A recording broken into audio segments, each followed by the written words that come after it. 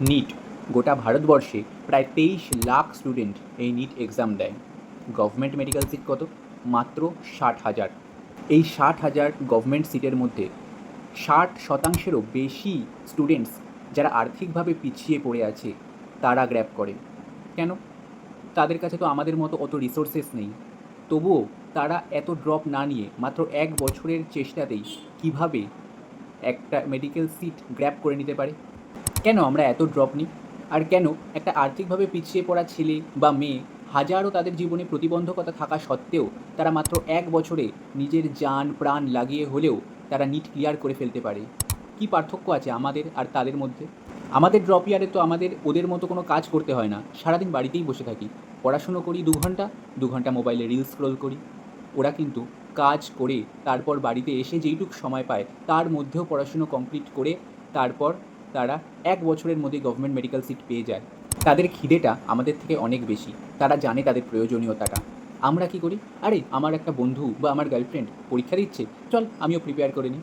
কিন্তু তারা জানে তাদের বাবা মা অফলাইন ব্যাচ কেনার জন্য অ্যাফোর্ড করতে পারবে না।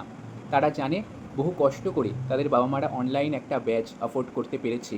এই 1 বছরের মধ্যেই যদি পড়াশুনো করে তারা ক্লিয়ার না করতে পারে, হয়তো পরের বছর সেই ব্যাচটাও কিনতে পারবে না তারা। Pressure is privilege. আমি নর্মাল যত স্পিডে দৌড়াবো না, আমার পেছনে যদি একটা কুকুর দৌড়ায়, আমি কিন্তু জীবনের সবথেকে বেস্ট স্প্রিন্টটা মারব।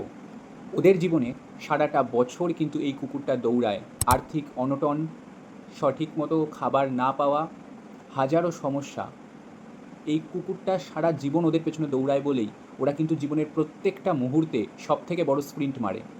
তোরা এমন অনেক স্টুডেন্টদের ইন্টারভিউও হয়তো দেখে থাকবি, ফিজিক্সওয়ালার চ্যানেলে আছে, যারা দিনে দুবেলা কোনো না কোনো দোকানে কাজ করতো। মাঝের সময় যেটুক পেত আর রাতের বেলা যেটুক সময় পেত, ওইটুক সময় পড়াশুনো করেও নিজের জি জান লাগিয়ে দিয়ে 1 বছরের মধ্যেই নিট ক্লিয়ার করেছে। যদি ওরা করতে পারে আর সারা দিন বাড়িতে বসে থেকেও আমরা করতে পারবো না কেন ভাই? তাই সবার আগে নিটের জন্য কেন পড়ছিস তার কারণটা খোঁজ। কারণ যদি না জানতে পারিস, বছরের শুরুতে যেখান থেকে হাঁটা শুরু করবি না, বছরের শেষে গিয়ে আবার নিজেকে সেখানেই কিন্তু পাবি। শুধু মোটিভেট হলেই হবে না, জীবনের সবচেয়ে প্রিয় জিনিসটাকে বলিদান দেওয়া শেখ। ছিছড়ে মুভিতে দেখেছিলি তো, ওরকমই। নিজের জীবনের সবচেয়ে প্রিয় জিনিসটাকে ত্যাগ করতে হবে এই 1 বছরে। আমার জীবনের খুব প্রিয় ক্রিকেট, ক্রিকেট অন্তঃপ্রাণ আমি। কিন্তু এই 1 বছরে আমি ক্রিকেটকে বলিদান দিচ্ছি। ক্রিকেট দেখা, ক্রিকেট খেলা, কোনো কিছু আমি এই 1 বছরে করব না। যদি পারিস আমার কথা শুনে এই জিনিসটা করে দেখ। তোদের জীবনেরও সবচেয়ে ফেভারিট জিনিস, সবচেয়ে প্রিয় জিনিসটাকে বলিদান দে এই 1 বছরে। তারপর দেখ কে আটকাতে পারে তোদের সফলতার অন্তিম সিঁড়ি পৌঁছানোর জন্য।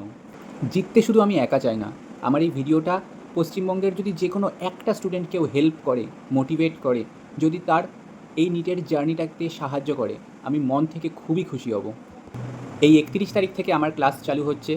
আমি চেষ্টা করব দিনের প্রত্যেক দিনের আপডেট, কী কী পড়লাম, কী কী না পড়লাম, কেমন গেল, আপস অ্যান্ড ডাউনস সব কিছু শেয়ার করতে। যদি ইচ্ছা হয় সাবস্ক্রাইব করে রাখতে পারিস বা ফলো করে রাখতে পারিস। বাই।